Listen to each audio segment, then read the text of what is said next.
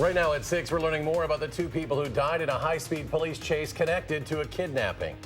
And a Rock County family shares their story after battling the state of Wisconsin to keep sex offenders out of their neighborhood. From the Channel3000.com Alert Center, this is News 3 Now at 6. And thanks for staying with us. We apologize for a brief technical issue. Police have released the names of the two people who died in a Columbia County crash yesterday. They have also confirmed that one of them was suspected of battery and forcibly taking a woman in Schofield. Jamie Perez has more details on what we've learned today. Jamie? Well, we've just learned within the last hour that the man suspected of kidnapping was also wanted by Fitchburg police for armed robbery of an apartment home back in March. The DOJ has also just released the names of the two men involved in yesterday's crash. Terrence Phillip Simmons, born in 1995, and Terrence P. Simmons, born in 1994. Both have extensive criminal histories. Police say the younger man was suspected of beating and taking a woman believed to be his girlfriend on Sunday. She was later found at an undisclosed location, and police were able to get information to then locate the suspect. They also found out that he was armed with a loaded gun. They were able to locate his car in Columbia County yesterday morning with the help of multiple law enforcement agencies. The suspects led police on a high-speed chase, but eventually crashed into a semi-trailer. Both of the men died in the car from the impact. The investigation is still ongoing, and we are still working to get more details. Jamie, thank you. More than a year after a Sauk County crash that killed an 18-year-old girl, investigators have compiled enough evidence to charge a Camp Douglas man. Deputies arrested 37-year-old Mark Jossett on charges of homicide by intoxicated use of a vehicle. In January 2018, he was involved in a rollover crash in Laval that killed 18-year-old Mackenzie Carpenter of Reedsburg. Over the past year, detectives conducted interviews and gathered evidence to show Jossett was driving at the time of the crash. He was under the influence of THC and meth that night. The woman accused of starting a house fire in Montello to kill her ex-boyfriend is in jail on a $250,000 cash bond. 42-year-old Frances Rittman is charged with first-degree intentional homicide and 2 counts of arson. According to a criminal complaint, she initially planned to start the home on fire to kill Daniel Gilmartin and herself, but then changed her mind and left. She is scheduled to be back in court in June. New at 6, the American Civil Liberties Union is suing to force the state of Wisconsin to give prisoners sentenced to life when they were juveniles a chance at parole. The ACLU alleges Wisconsin doesn't lay out standards for the parole decision-making process and doesn't require parole commissioners to consider how a prisoner has matured. The group wants a judge to give Wisconsin's 120 juvenile lifers a, quote, meaningful and realistic opportunity to demonstrate they are ready for release. To weather now, you will want to keep that umbrella handy this week. Let's check your first alert forecast with Chief Meteorologist Gary Canalti. Gary? The next couple of days still look gloomy and somewhat rainy. We got lots of clouds out there. Take a look at visible cloud track and you can see not much sunshine anywhere across the Midwest. We're actually on the northern parts of a storm system that's bringing a lot of shower and thunderstorm activity farther to the south across Illinois and Indiana. There are more storms now moving into southern Iowa. But around here, just some light showers. There were a couple of thunderstorms over southeastern Wisconsin earlier. Those have since moved out into Lake Michigan. But as we take a look at fog, right now we're seeing visibilities down to about 2 to 3 miles and some light fog from Madison westward. We'll probably see some areas of fog tonight and tomorrow night. Temperatures have not moved very much. They've been in the lower 40s all day. Our temperature has been as low as 41 and as high as 44, so that's not much movement at all. By tomorrow morning, we'll be down to about 43 degrees. Look for some off and on showers tonight along with some areas of fog. Tomorrow might even see an isolated thunderstorm. Our high temperature a little bit milder at 54 degrees. That's your News 3 Now First Alert forecast. Gary, thank you. A Wisconsin lawmaker is reintroducing legislation to eliminate the personal conviction waiver from the state's vaccination requirements. The proposal was first introduced in 2016, but it did not pass. Amanda Quintana is here now with why the recent measles outbreaks have doctors and lawmakers pushing for people to get vaccinated, Amanda. Yes, well, Democratic Representative Gordon Hintz says Wisconsin has one of the broadest exemptions of any state in the country, making it easy to opt out of vaccinations. You can opt out for medical reasons or religious, but he says 90% of the waivers are for personal reasons, and that's what he wants to get rid of. This comes as the Centers for Disease Control and Prevention has confirmed 704 individual cases of measles in 22 states since January 1st. If all children get vaccinated, we have herd immunity. So by everyone getting vaccinated, we don't see measles, and then people don't get measles.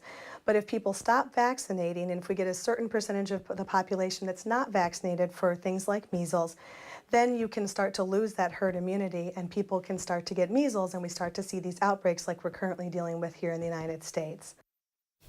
Dr. Kara Mall says she's getting a lot of questions from patients about measles, and people are concerned. Although Wisconsin has not yet seen a measles case this year, Hintz said this legislation is a proactive measure. The bill was just reintroduced today, so we're still in the beginning stage of this legislation. The Wisconsin Medical Society, Children's Hospital of Wisconsin, and Wisconsin Public Health Association are all among a list of health organizations that are already supporting this. All right, Amanda Quintana tonight. Amanda, thank you. A Janesville gym teacher has resigned after being charged with his fourth offense OWI. A spokesman with the school district said Dennis Brenner stepped down last month after administrators recommended he do so or be fired. According to court documents, he was found passed out in a vehicle that had been backed into his driveway, later becoming aggressive with officers. A teenager accused of escaping from the Rock County Sheriff's Office in October pleads guilty today. Quantrell Schwartzlow had been arrested on suspicion of second-degree sexual assault, strangulation, and battery.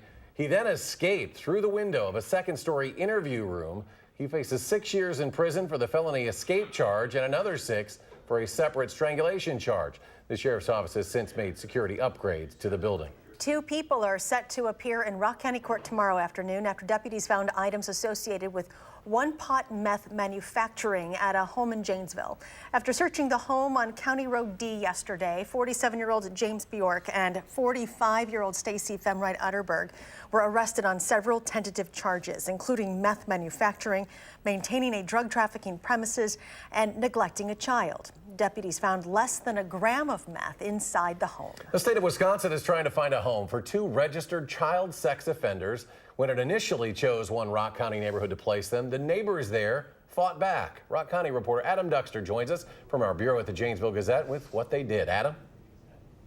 Well, Eric, simply put, what would you do if you found out 2 convicted sex offenders were going to move in down the street from you and your family? Well, it's a question one Rock County neighborhood was recently faced with, and neighbors there say they weren't going to let it happen without a fight. In the small village of Footville, you can find the Turner family. That's weird. And their 5 children. Well, they've lived here for years. They've recently learned someone else could be moving in.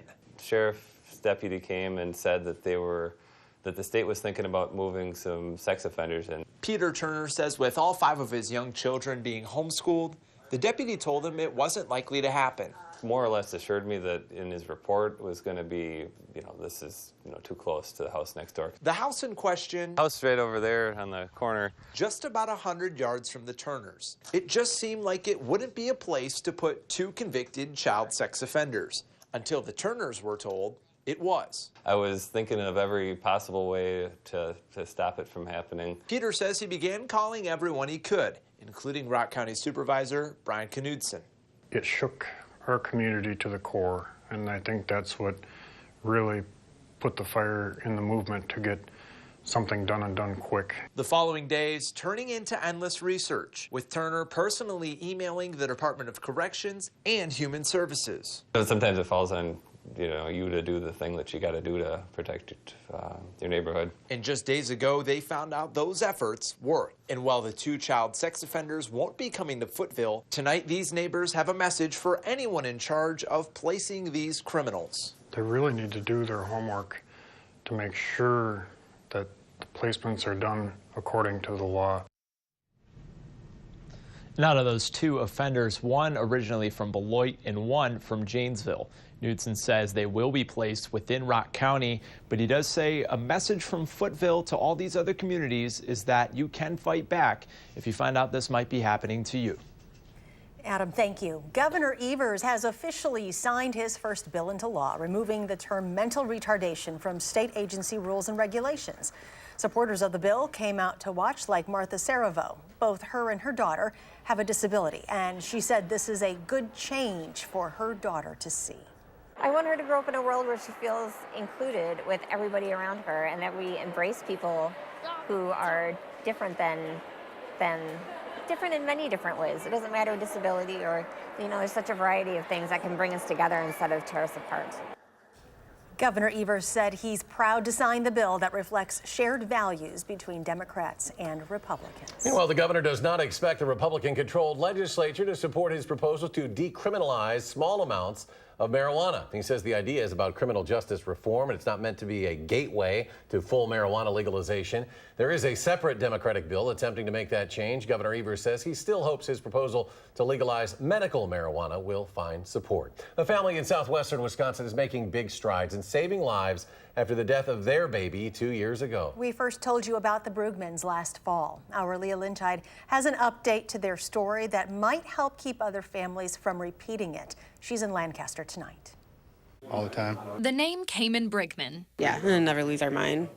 Constant. Is well known beyond just his family. Being not only the district administrator, but a dad, it was pretty tough. Cayman's death as a baby 2 years ago now, when he choked on a bouncy ball, has been felt by this entire community and county. Those situations that you feel somehow we should have been able to make a difference and we weren't able to, it's just a sad time when you hear those things. In the time since their loss, Courtney and Matt Brigman are hoping the whole state will soon know Cayman's name. This is the family Life Vac one. You might remember we first told you about the Life Vac last fall. It's a simple device meant to save someone from choking, child and adult alike. What actually causes the suction? The Brigmans' hometown fire department of Fenimore implemented the Life Vac into their policies, and more than a dozen other first responders followed suit. It will self-seal. Today, the family is donating Life Vacs to the Lancaster School District, 3 to be placed in every school. The hope is with these, we put them where they need to go and they're never used. But if they need to be used, they'll be there for us. Very simple device, which is what I like about it. Representative Travis Tranel was on hand to see how they work. When I became aware that these devices existed and that they were so reasonably priced and so easy to use, it just seems like the right thing to do to try to make an effort to get them in as many places as could potentially be helpful in schools, obviously. He's teaming up with Senator Howard Markline on a grant program to get Life Vacs into every school district in the state. The grant is still in its early stages, but the Life Vacs will be available for use immediately at Lancaster. We don't want it to happen to anybody else. The hope that Cayman's story becomes synonymous with Life Vac to save countless lives, all in the name of his death. It's just one of those things that you think that will never happen to you, and unfortunately it does happen, and you just want to be prepared. In Lancaster, this is Leah Lynchide for News 3 Now.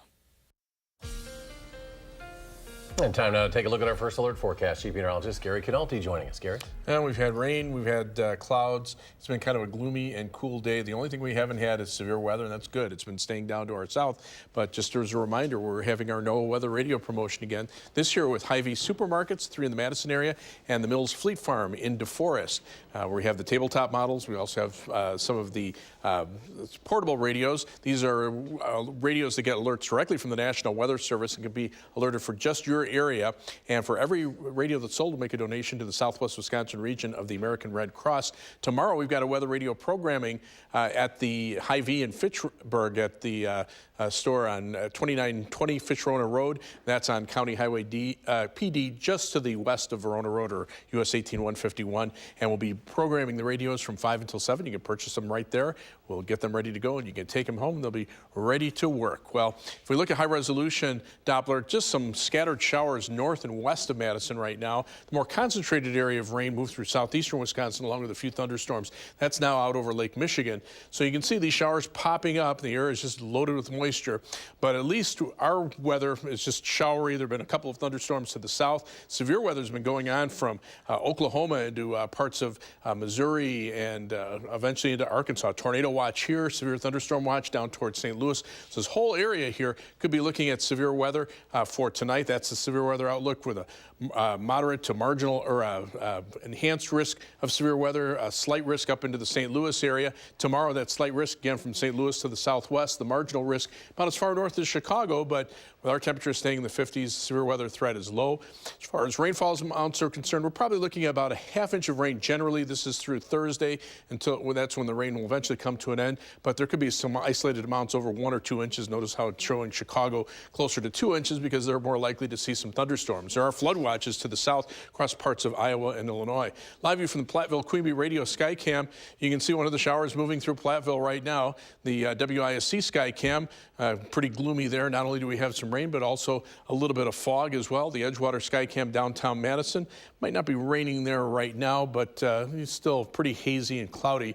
The almanac for today shows just how little our temperatures moved. Low temperature 41, high temperature 44. Right now we're sitting at 43 degrees with light rain at the airport. Winds out of the east-northeast at 14 miles per hour. Temperatures right now in the upper 30s to the lower 40s across the entire state without any sunshine. That's just going to keep those temperatures cool. So for tonight, look for a mostly cloudy sky, showers, perhaps an isolated thunderstorm. Temperatures about where they are now in the lower 40s. Tomorrow will maybe improve the temperatures a little bit to a high of 54, but we'll still see some showers, perhaps an isolated thunderstorm at some point during the day. Not a continuous rain, but you can see on future track off and on shower chances tonight along with a thunderstorm chance tomorrow, off and on during the day, maybe a break tomorrow night, and then another round for Thursday morning. After that, things should start to improve a little bit as we look at the 7 to 10 day forecast. Once we get some sunshine, those temperatures will go back up. 62 Friday, 68 on Saturday. Some off and on shower and thunderstorm chances next week, but also some dry days and temperatures that'll be generally in the mid 60s. Bucks-Celtics Game 2 tonight at the Fiserv Forum. The Deer don't want to fall in an 0-2 hole on a memorable day for the organization. We'll head to Milwaukee next. Hi, I'm Michelle Corolla. Tonight on the news at 9, he was dubbed the fittest nurse in America. We're going to introduce you to Brandon Arndt tonight on Fox.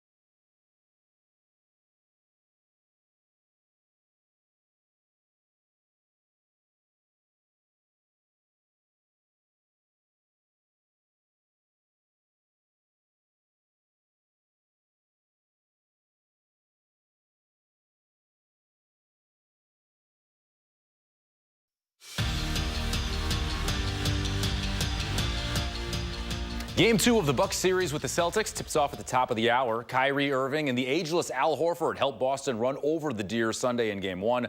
But there's no panic among the herd. They just need to play like the team that led the league in wins. Melissa Kim leads our coverage tonight from the Fiserv Forum. Good evening. Yeah, hey there, Kev. You know, yesterday in film sessions, head coach Mike Budenholzer not thrilled at all with his team's effort, or lack thereof, I should say, in Game 1. He really emphasized that they didn't compete at all, and they didn't give Giannis enough opportunities, rather, to score in the game. Now, this effort is going to be extremely important tonight because going to Boston down 0-2 isn't a favorable situation for the Bucks, let alone any team. So a lot of people looking at this Game 2 as a must-win. But according to Chris Middleton, that's really how they should approach every game. I think every game in the playoffs is must-win. So, I mean, I think you'll see hopefully you'll see a much better energy from us. Hopefully we get a lot more with our crowd too. Create that home court advantage before we go on the road. We have a lot of shooters on this team. Just didn't make them last game. We have games like that, but it's not all about our shots. It's about the defensive end too. So it goes hand in hand. But I thought we got a lot of great looks the other night. We just didn't knock them down. I think guys are ready tonight to shoot those same shots and knock them down. Now, Giannis will definitely have to be part of that better shooting contingency tonight because, according to Coach Bud, not a lot is going to change in terms of the game plan. Now, Giannis, though, he did this morning after a shoot-around assure reporters and everyone else that the Bucks will play hard tonight. They've only lost back-to-back games at once during the entire regular season. That was in early March. So definitely expect them to play super, super hard tonight, Kevin. Yes, doing that twice would not be in their best interest. We'll talk to you later on tonight after Game 2. Melissa Kim, thank you very much. Well, an important day in Bucks history. Yes, I love the uniforms and the hair. From the Good Omen department, on this day in 1971, the Bucks won the NBA title with a sweep of the Baltimore Bullets. Oscar Robertson had 30 points. Lou Alcindor, 27 points, 12 rebounds, and the Deer earned the only championship in franchise history. The very next day, Lou Alcindor changed his name to Kareem Abdul-Jabbar. Former Badger and current Miami Dolphins offensive lineman Michael Dieter was picked in the 3rd round. He was the 14th pick in that round. 3-1-4, pie.